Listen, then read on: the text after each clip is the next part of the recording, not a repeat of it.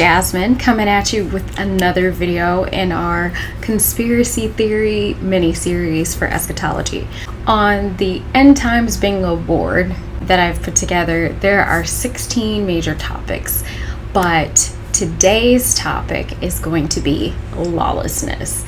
And we already addressed the apostasy and the falling away of the church. Unfortunately, a lot of issues that are stemming from behaviors within the church that are causing some of this falling away.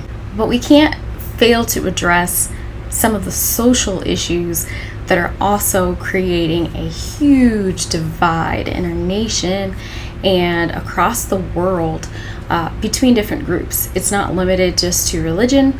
We see major divides politically, ethnically, socioeconomically, and the list just continues to go on and on and on. Some people would argue, well, maybe on the left that's true, but on the right, that's certainly not the case. This is a patriotic group that they just want what's best for the country. Well, again, if we're not willing to listen to each other, if we're not willing to have civil dialogue and conversation, then we are dividing ourselves, and a house divided cannot stand, and we're seeing increases in violence on both ends.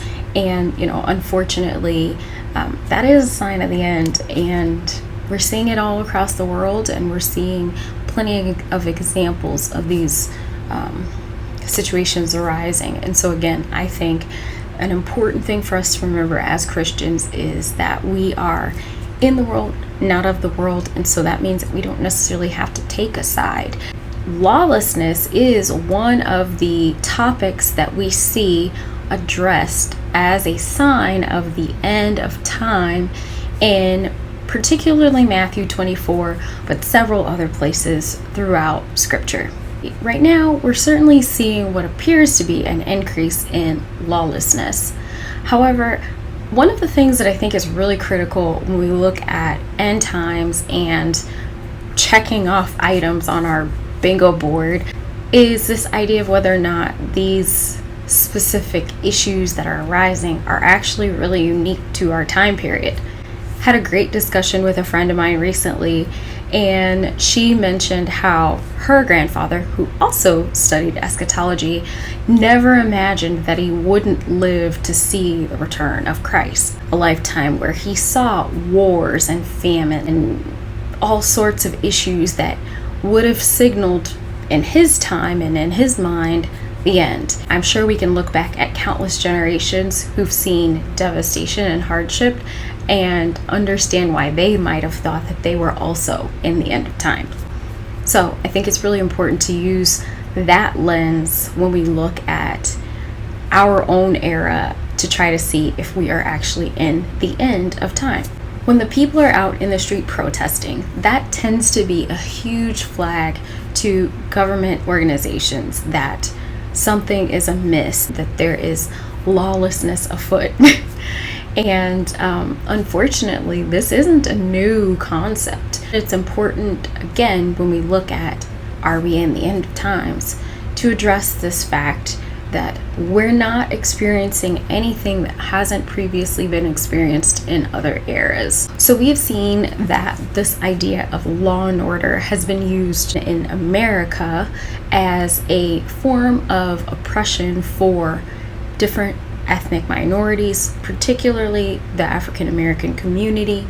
This isn't a situation that is unique to just American society, or even our generation. There's plenty of scriptures that refer to this idea of riots and rioting, and how the Roman government was really afraid that the children of Israel were going to be rioting and creating havoc across the country. There's an instance in Romans, I believe it's Romans 16, where Paul has been beaten and unfairly arrested without trial, and then when it's discovered that he's in fact a Roman citizen, the police officials decide that they're going to let him go without any public acknowledgement of their wrongdoing.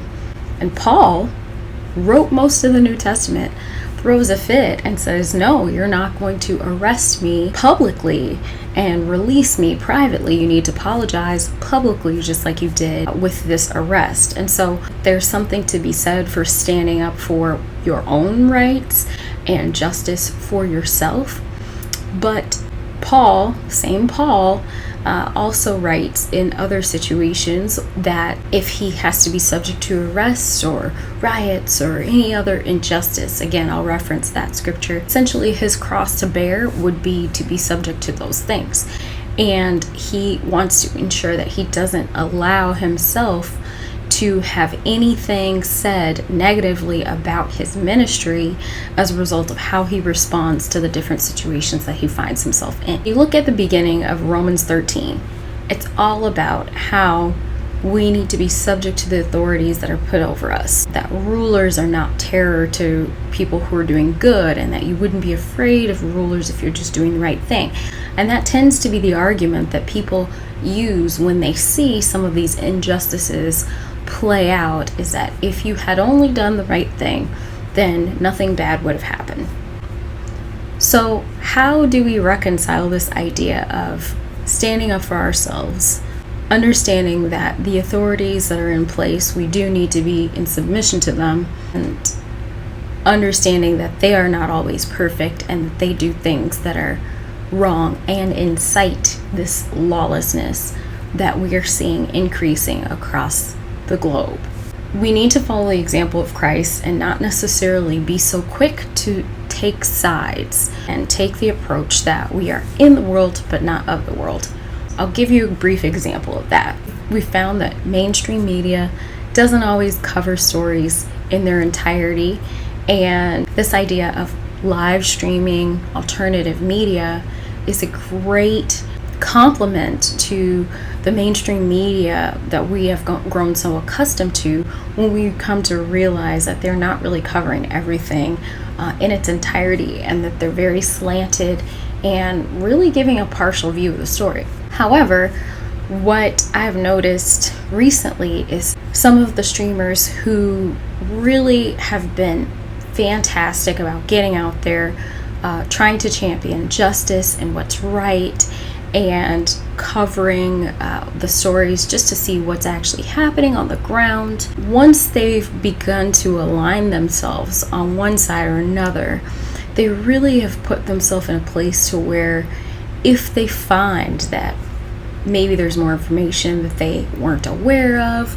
or maybe there is bad apples that they no longer wish to be in alignment with, it's really, really hard to make a pivot away from those groups and those people and those organizations. So I think that it's really important as Christians to make sure that we are not lukewarm. I've said that before, not lukewarm, but making sure that you're standing in a place where you can still be effective in ministry to everyone on all sides. We automatically align ourselves in a way that doesn't allow us to change positions later. The way you counter that is with love. You would treat them in a way that you would wish to be treated, and that applies to the rulers and authority themselves. That same chapter in Romans that talks about submitting to authority then goes on to talk about not owing anyone anything but love, and is the chapter that houses what we know to be the golden rule, is, treat others the way that you would wish to be treated. People take those scriptures out of context when they say, well, you have to submit to the governing authority, you have to submit to the rulers, and so I'm in authority, and so you have to submit to me. Well, even in scripture where it talks about husbands and wives submitting to each other, it says on the flip side, it says, wives submit to your husbands, then it says husbands love your wives. It's a partnership that has to take both things into consideration, and when those pieces are missing, then your house is divided, and when your house is divided, it cannot stand. And that is what we are seeing across our globe, on different issues in different nations and different states, but we are seeing houses dividing themselves, lawlessness arising because there is this lack of love being present. And unfortunately, we just continue to see this grow and grow and grow. And so lovelessness and hatred is another sign of the end that we'll certainly be addressing soon. But in America, it tends to be right wing, left wing. I've found that people on both ends of the extremes tend to create a divisiveness that is really nasty, really ugly, and actually is getting to the point of anarchist, violent, and run the risk of getting into really the cool thing about it is that you get to have a very dynamic experience of what that will look like. But I think when we as Christians start taking sides, really bad situations that we have no desire to be a part of, the side that we need to take is the side of love and the side of trying to do what is right. And in some cases that means standing up for yourself. Some cases that means standing up for others. In some cases that means submitting to authority. In some cases that means calling out authority, turning over tables. Hopefully that was helpful to check off some more things on our end times bingo board. In any case, that is the end of this video, and we'll see where we go next time.